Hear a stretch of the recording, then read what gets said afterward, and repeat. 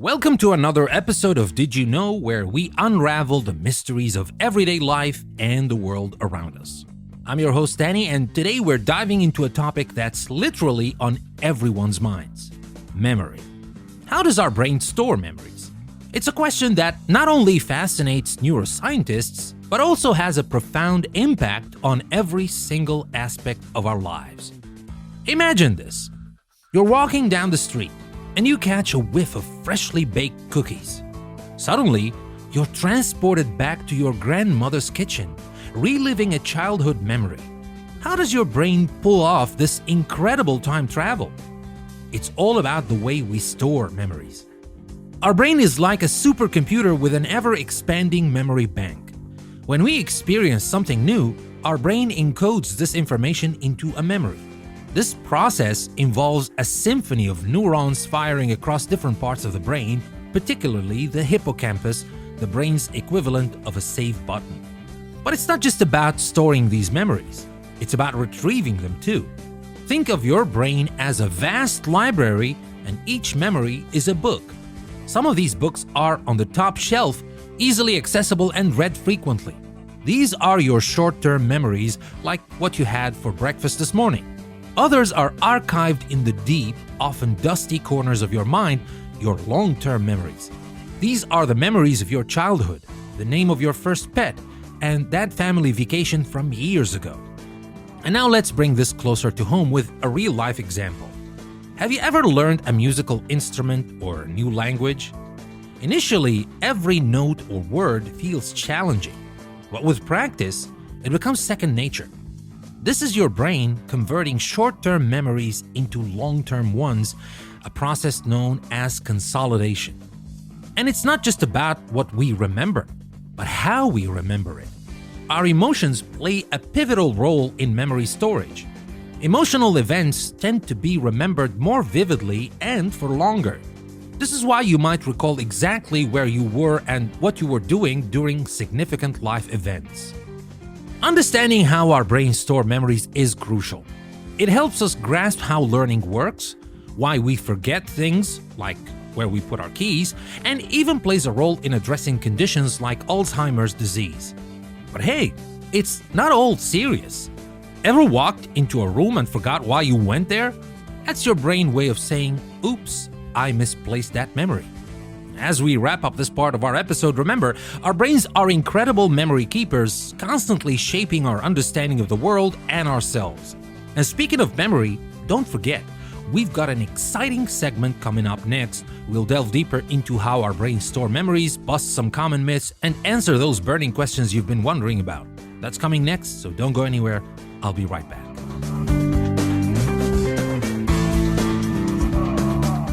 Welcome back to Did You Know with your host Danny.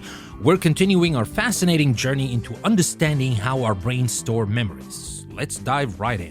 And let's start with why we should care. Now, why is understanding memory important? Well, it's simple. Memory is at the core of our identity. It shapes our experiences, our relationships, and our understanding of the world. By understanding memory, we can improve our learning, make better decisions, and maintain our mental health as we age. Think about it. Every skill you've mastered, every moment you cherish, they're all stored in your memory. By understanding how this process works, we can optimize our brain's ability to store and retrieve these precious moments. And now let's tackle some of the most frequently asked questions about memory that we didn't cover earlier. Let me start with the first question. Can we run out of memory space?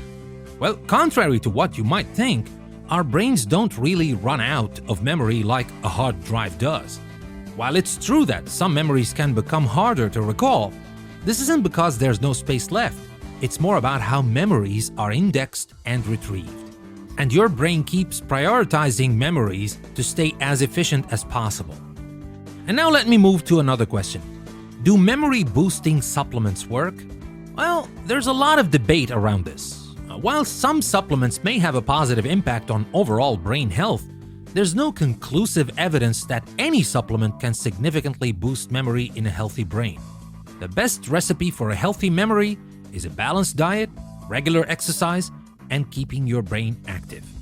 And let me move to one more question. Is photographic memory real? Well, this is a fascinating one.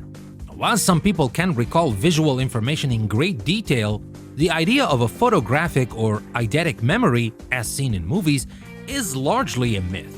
Our memories are not like photographs. They are malleable and can be influenced by many factors. So, yes, some people are better at remembering details, and you might think this is like photographic memory, but there's nothing like it, especially not like the way they show it in movies. Definitely not. And now let's bust some common myths when it comes to memory. There is a common myth that's not only about memory, but it's about our brain in general. And that says we only use 10% of our brain. Well, this is a classic myth. In reality, we use virtually all parts of our brain, and each part has a role in processing and storing different types of memory. So definitely not. I mean, we would be in big trouble if we were using only 10% of our brain. We use 100% of our brain all the time, but it's about the quality of the connection between the different parts of the brain than just measuring how much of my brain is working. Yeah, I know it's a complicated thing, of course. Maybe we'll dedicate an entire episode just to talk about this point. But the point is, let's bust this myth. We don't only use 10% of our brain, we use 100% of our brains. And now let's talk about another myth. Memory loss is always a sign of Alzheimer's. Now, while memory loss is a symptom of Alzheimer's, not all memory loss indicates this disease. Stress, lack of sleep, and aging can all affect memory, and they don't always have to be related to Alzheimer's. And one last myth I would like to talk about is that memories are stored exactly as they happen. Well, that's not exactly true. Our memories are not perfect recordings. They can change over time and can be influenced by our emotions, biases, and subsequent experiences. And that's why we have to be very careful about what we are very sure of. We are certain that this happened in this way, especially if it happened years ago, because things may change. Our memories can change and can be distorted, can be manipulated actually. But again, this is a very big topic that we might talk about later. But remember, our memories are definitely not stored exactly as they happened. They are changed. They are not perfect recordings. And now I want to leave you with some discussion questions. What's your earliest memory?